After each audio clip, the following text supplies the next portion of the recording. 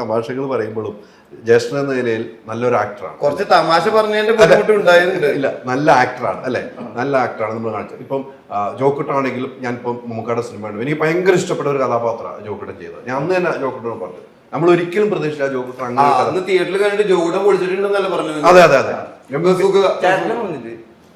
ഞാൻ പറഞ്ഞു ഞാൻ ഇന്ന് ഏഞ്ചൽ 16 കണ്ടിട്ടും പറഞ്ഞു അല്ല, എന്നോട് ഇപ്പൊ സോനും പറഞ്ഞു ജോക്കുട്ടനും അങ്ങനെ ഒരു കലാകാരനായി മാറാണ്.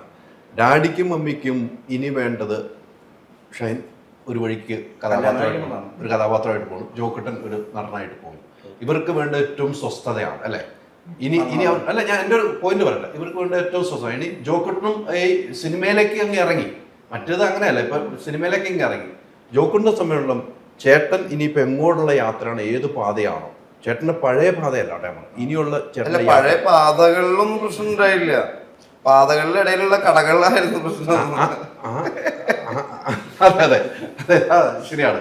പക്ഷെ ഇനി ഉള്ള ഒരു യാത്രയിൽ നിങ്ങൾ രണ്ടുപേരുമാണ് ഇനി ഡാഡിക്കും മമ്മിക്കും ആശ്രയം. പെങ്ങന്മാരെ കല്യാണം കഴിച്ചു വിട്ടു അല്ലെ, ഇവർക്ക് സ്വസ്ഥമായിട്ട് വീട്ടിലിരിക്കണം.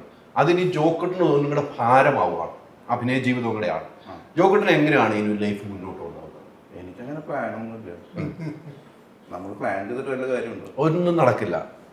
നിങ്ങൾ പ്ലാൻ ചെയ്ത് ദുബായി പോയി, അത് കഴിഞ്ഞ് അല്ല അല്ല, ഞാൻ ശരിയാണ്, പ്ലാനിങ് കുറെ പേരെ വിശ്വസിച്ചു, എന്താ സംഭവിച്ചത്? പല ചതിയും. അതുകൊണ്ട് ഇനി വിശ്വസിക്കാതിരിക്കില്ലല്ലോ. ഇല്ല ഇല്ല, നമ്മുടെ കാര്യം മുന്നോട്ട് പോകണമെങ്കിൽ നമ്മളെല്ലാവരെയും ഒരേപോലെ വിശ്വസിച്ച് മനസ്സിലാക്കണം.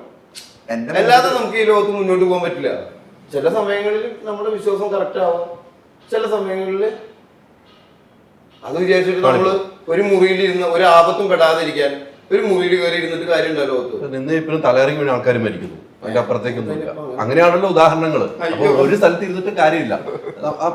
ജോക്കുട്ടൻ അതിന്റെ ഇടയ്ക്ക് എന്തോ പറഞ്ഞു തുടങ്ങിയായിരുന്നു. പറഞ്ഞൊന്നുമില്ല, എന്റെ വണ്ടിയിൽ ഡ്രൈവറില്ല, ഡ്രൈവർ പോയി, ഒരു ഡ്രൈവർ ഉണ്ടായിരുന്നു പോയി, ഇനിയിപ്പോ ഒരു വെളിച്ചം മാത്രം മുമ്പിലുള്ളൂ. ആ വെളിച്ചം ലക്ഷ്യമാക്കിയിട്ട് ഇങ്ങനെ ഡ്രൈവിംഗ് പഠിച്ചു. ആ ഡ്രൈവിംഗ് അല്ല, ഇതല്ല. അല്ല, ഇതിന്റെ ഉദാഹരണമുണ്ട്. ആ വെളിച്ചം ഒരു വെളിച്ചമുണ്ട്, ആ വെളിച്ചം ലക്ഷ്യമാക്കിയിട്ട് പോകുന്നു.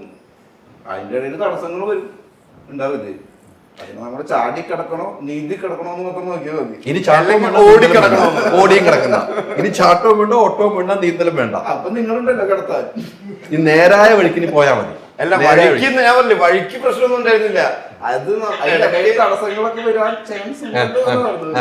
അത് ശരിയാണ്. പക്ഷെ അതിനകത്ത് നിങ്ങൾ തമ്മിലുള്ള ഇപ്പം അന്നത്തെ ഓട്ടവും കാര്യങ്ങളൊക്കെ രസകരമായ കാര്യങ്ങളൊക്കെ പറഞ്ഞെങ്കിലും ജ്യേഷ്ഠൻ എന്ന നിലയിലേക്ക് ജ്യേഷ്ഠൻ എന്ന നിലയിലേക്കാട്ടോ, ഒരു സുഹൃത്തല്ല, ജ്യേഷ്ഠൻ എന്ന നിലയിലേക്ക് ജ്യേഷ്ഠൻ കയ്യിൽ നിന്ന് കിട്ടിയ ഉപദേശം എന്തായി? ഞാൻ എന്റെ ചാനൽ കയ്യിൽ നിന്ന് കിട്ടിയ ഉപദേശം ഞാൻ ഉപദേശിച്ചിട്ടില്ല, അവന്റെ കയ്യിൽ നിന്നാണ് എനിക്ക് എന്തെങ്കിലും. ഇല്ലല്ല, അങ്ങനെയൊന്നുമില്ല. നീയായിരിക്കുക, തീയായിരിക്കുക എന്നൊക്കെയാണ് ഞാൻ കേട്ടത്. ഞാൻ ഇവന്റെ അടുത്ത് പറഞ്ഞിട്ടുള്ളത്, ഇവന് എഴുതാനുള്ള കഴിവ് ഉണ്ട്, കാരണം ഇവന് ഒരുപാട് വായിക്കും. ഇവൻ ചെറുപ്പത്തിൽ എഴുതിയിരുന്ന മോണാക്ട് ഞാൻ കളിച്ചിരുന്നത്, മനസ്സിലായ? എനിക്ക് എഴുതാനുള്ള ഒരു കഴിവില്ല. എനിക്ക് പെർഫോം ചെയ്യാനും ഇഷ്ടമാണ്, പെർഫോം ചെയ്യും ഞാൻ. പക്ഷെ ഇവന് എഴുതാനും കൂടിയുള്ള കഴിവുണ്ട്. അപ്പൊ നീ കുറച്ചും കൂടി ക്രിയേറ്റീവ് ആയിട്ടുള്ള സൈഡും കൂടി ശ്രദ്ധിക്കണം. വെറും അഭിനയം മാത്രമല്ല, ഇവന് എഴുതാനും ഒരു ഓൾറെഡി 2 സ്ക്രിപ്റ്റ് എഴുതിയിട്ടുണ്ട്. ഒരു കഥ പറഞ്ഞു കൊടുത്തു കഴിഞ്ഞാൽ അതിനൊരു സ്ക്രിപ്റ്റ് ആക്കാനും അല്ലെങ്കിൽ ഒരു സാധനം എക്സിക്യൂട്ട് ചെയ്യാനുള്ള കഴിവുണ്ട്. അത് മറക്കരുത്, അത് വലിയൊരു കാര്യമാണ്. പിന്നെ തീർച്ചയായിട്ടും ഞാൻ 9 വർഷം അസിസ്റ്റന്റ് ഡയറക്ടറായിട്ട് എനിക്കൊരു സാധനം എക്സിക്യൂട്ട് ചെയ്യാനുള്ള കഴിവില്ല, കാരണം എനിക്ക് ലീഡർഷിപ്പ് ക്വാളിറ്റി ഇല്ല. ഇവന് പക്ഷെ കുറച്ചും കൂടി ലീഡ് ചെയ്ത് ഒരു സാധനം എഴുതാന്ന് പറഞ്ഞ ചില്ലറ കാര്യമല്ല, അറിയാലോ. അത് എഴുതി ഒരു സാധനം ഉണ്ടാക്കാനുള്ള കഴിവുണ്ട്, അതിനെ നഷ്ടപ്പെടുത്തരുതെന്ന് പറയും. ഇവൻ വളരെ ചെറുപ്പത്തിൽ ഷോർട്ട് ഫിലിം ഒക്കെ ചെയ്തിട്ടുണ്ട്, ഇല്ലേ?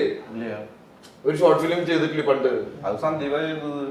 എന്താണെങ്കിലും എഴുതിയത് അല്ല, സന്ദീപ്. ആ, എനിക്ക് എഴുതാൻ പറ്റില്ല, എന്റെ ഇവിടെ പ്രശ്നം.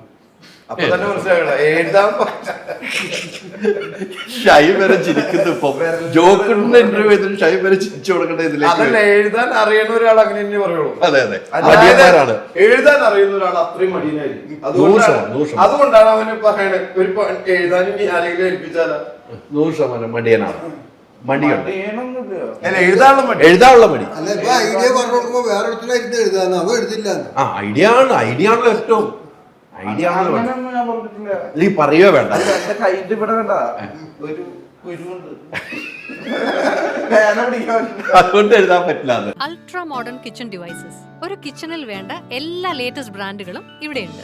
ലോകോത്തര ബ്രാൻഡുകൾ, original products, wide range. MyG future. WhatsApp വഴി ഇംഗ്ലീഷ് പഠിക്കാൻ ഇംഗ്ലീഷ് കഫേ ഉള്ളപ്പോൾ ഇംഗ്ലീഷ് ഒരു വിഷയമേ അല്ല. English cafe, we present you the perfect English. WhatsApp now 9633 888 575.